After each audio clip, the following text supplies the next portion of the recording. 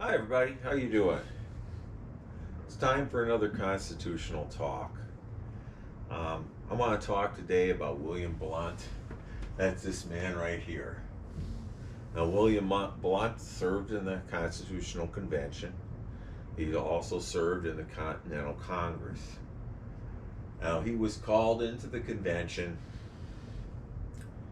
and originally the convention was brought together to make changes to the Articles of Confederation. He didn't think that the Constitutional Convention was going to amount to much. And he took a copy of the Virginia Plan back to the Continental Congress with him, and he said that it would amount to nothing. A month or so later, he came back to the Continental Congress, and Gouverneur Morris, who's we talked about a couple weeks ago, he's in Section 2 at the far right, standing up. Now, he convinced William Blunt that he should sign the document, and he did. He signed believing that he should sign so it would all be unanimous. And he went back to the Continental Congress and then to the North Carolina's ratifying convention, and he fought to have the Constitution ratified. Following that, George Washington was inaugurated, and George Washington appointed Mr. Blunt to be governor of the territory of Tennessee. So he went out to Tennessee and set about setting up a government. They came to a point where they had 60,000 inhabitants, which was enough to declare a state. So he applied for statehood and was turned down. Well, William Blunt came back to Tennessee. He was discouraged, and Congress went out of session, and he called for a state constitutional convention to write up a state constitution. And then he disbanded the territorial government, declared Tennessee a state, and went back to the seat of government as the first senator of Tennessee. And while he was sitting as senator, he came across an idea to get some more land. His family had been real big in land development and acquiring property. And so that's what he was trying to do.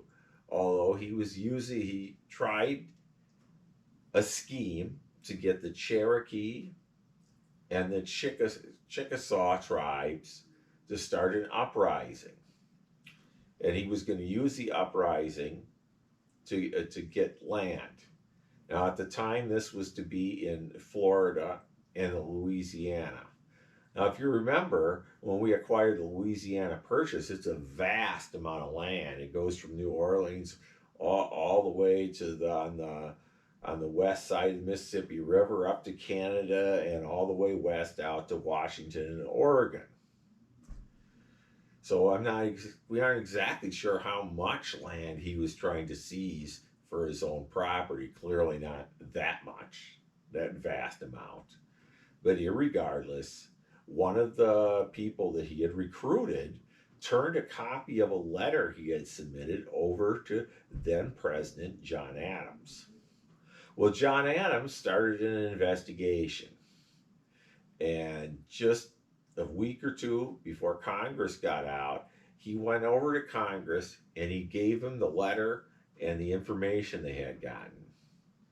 Congress, about to go out of session, formed a committee to investigate the matter, and while they were on vacation,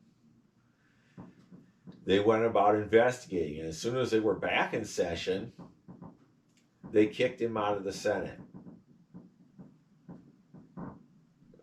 and set about an impeachment hearings.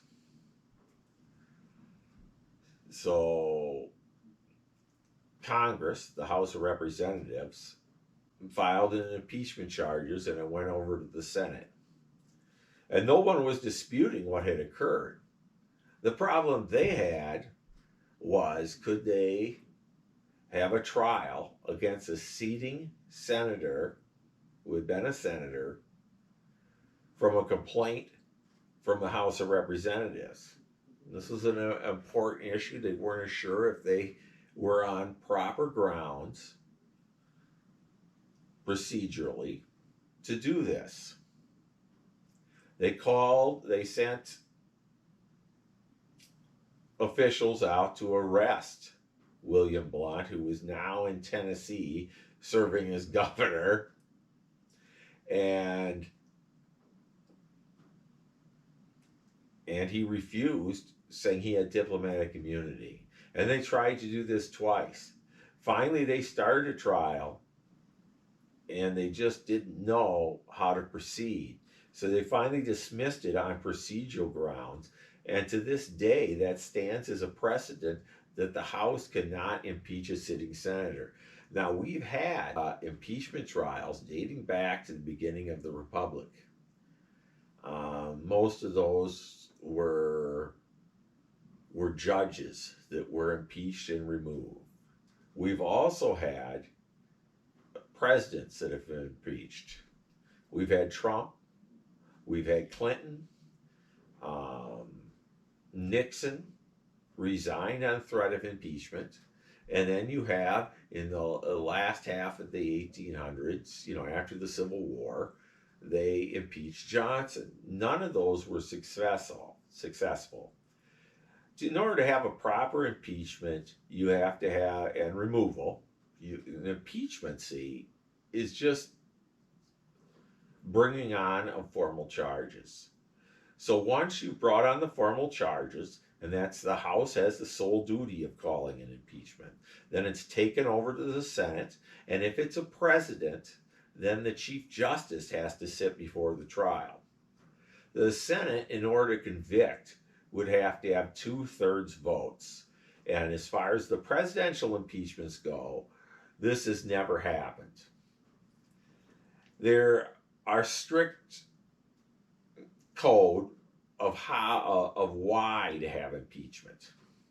And according to the Constitution, impeachment has to be for treason, bribery, or other high crimes and misdemeanors. One would think that a high crime and misdemeanor has to engage to a level of treason or bribery. Now, impeachment is a political act, but it can't really be just a witch hunt, going after somebody for political reasons. Unfortunately, that describes almost every one of our impeachments on the national level. Treason is defined in the Constitution as leveling war against or aiding to our enemies. Now,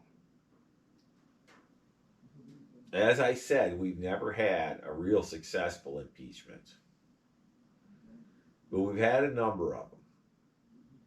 Now, getting back to Mr. Blount here, our friend Mr. Blount. Now, he went back to Tennessee and he served as governor. He served in their House and even rode to Speaker. So it really wasn't the end of his career. The people of Tennessee still had faith in him, which is kind of an important thing. After he'd been kicked out of Senate, after he'd been impeached, after he went home, he still was faithful to his adopted state. Remember, he was originally from North Carolina. So all of our founders aren't perfect men, but they're men of stature that did us some great good. Mr. Blount believed in what he was doing for the most part, and he was fighting to get Tennessee to become a state, which in a roundabout way he did. But I hope this gives you a better idea of what it takes to be impeached and the reasons for impeachment. Impeachment is a serious thing. No matter the reason, impeachment is very important. And our House members and our Senate need to take it seriously.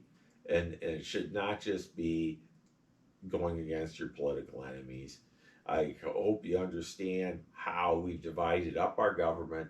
The House would have the sole power of impeachment, but the Senate would have to act as act as a jury, and the Supreme Court justice would have to act as judge. So once again, we're bringing all these bodies of government in together, and that's what's important. All the division of power, all the checks and balances, and this is what's important in our constitutional republic. I hope you have a better idea of what it takes to impeach our president and what it actually means. So when next time we have an impeachment and that big headline says impeachment, it doesn't mean it's over. It means we're going to trial. Okay, thank you and have a good day. See you again for another constitutional talk.